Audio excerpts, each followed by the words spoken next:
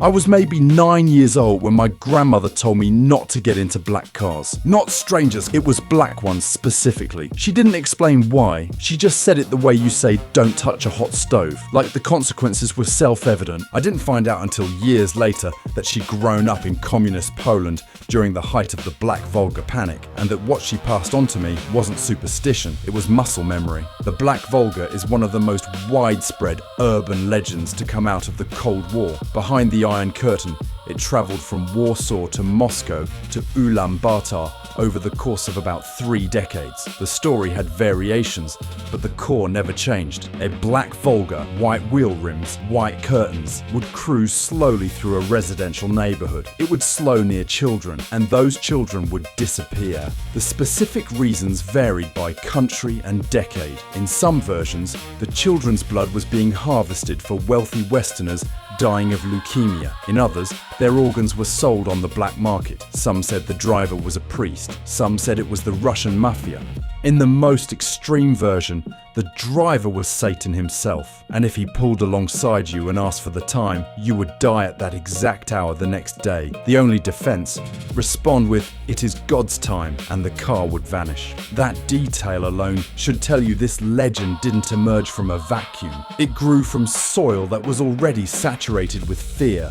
To understand the Black Volga, you have to understand what the car actually was. The Volga was built by Gaz, the Gorky automobile plant, a facility originally established in 1932 through a partnership between the Soviet government and the Ford Motor Company. The Gaz 21 launched in 1956. It was the largest, most luxurious car officially available to Soviet citizens, priced well beyond what an ordinary worker could afford. In practice, it was the car of government officials, Communist Party elites, and the KGB.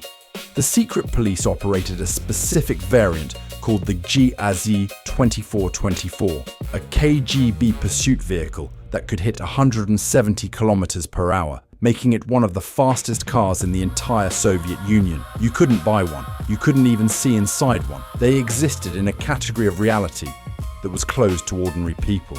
But the fear of the black government car went back further than the Volga. In the 1930s, the NKVD, the KGB's predecessor, and in several measurable ways its worst version, used the Gaz M1 to arrest enemies of the people during Stalin's Great Purge. The M1 was only ever produced in black, not for symbolism, for cost savings. But the effect was the same. If that car stopped outside your building, it meant you were being taken. Mass deportations, authorized murders, and the Gulag system processed untold numbers of people through those doors. When a new generation of black state vehicles appeared on streets in the late 1950s, the dread was already installed. The legend just gave it a face. Here's the part where this stops being folklore and starts being something stranger. Between 1950 and 1957, approximately 200 children went missing in Poland. According to journalist Przemysław Semczuk,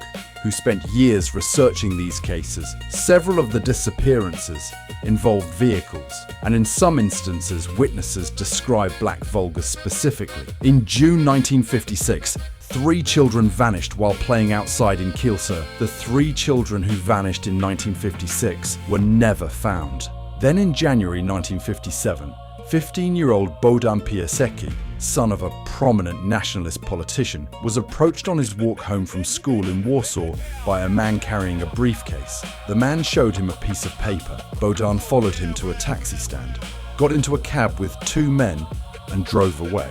His remains were discovered nearly 2 years later in a boarded-up basement room. The case was never solved. A 420-page book re-examining it was published in 2022. It has been called the longest investigation in communist Poland's history.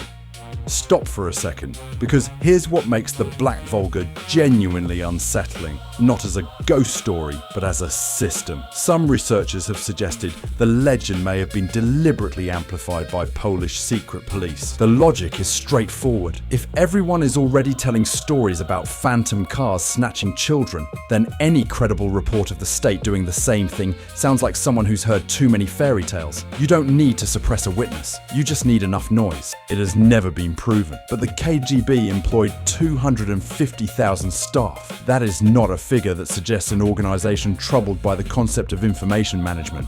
The legend evolved as the decades passed. In Czechoslovakia, the black car became a black ambulance. In Romania, the Volga was replaced by the locally manufactured Dacia 1301, and the fear behind the wheel had a new name too, the Securitate, Nicolae Ceausescu's secret police, who by the 1980s had one informant for roughly every 30 Romanian citizens. The car changed, the institution behind it didn't. By the 1990s, the vehicle had updated to a BMW, and the targets shifted from children to adults. The legend kept pace with the times, and then someone took it one step further. A supposed 1973 Polish horror film called Black Volga appeared online, complete with an IMDb page, a fabricated director named Patrick Szymanski, and a tagline that read, "There is no escape." A trailer circulated. Forums treated it as a lost piece of Cold War cinema. It was, in every meaningful sense, an internet hoax, a piece of found footage mythology built on top of a legend that was already built on top of real disappearances. A Polish YouTuber named Kacper eventually proved the film never existed. Myth stacked on myth all the way down. Gaz ended Volga passenger car production in 2007. The cars are museum pieces now, but the Black Volga was never really about a car. It was about what happens when an entire population lives inside a system where authority is invisible, unaccountable, and has a history of making people disappear. The blood libel had spent centuries teaching people to fear their neighbours. The Iron Curtain spent decades teaching them to fear their own government. The Black Volga sat exactly at that intersection, ancient superstition, wearing modern license plates. My grandmother never told me any of that. She just said, don't get into black cars. She'd grown up somewhere that had taught her the lesson directly, and she passed on the only part that still felt useful. The reflex, the thing you carry after the explanation, stops mattering.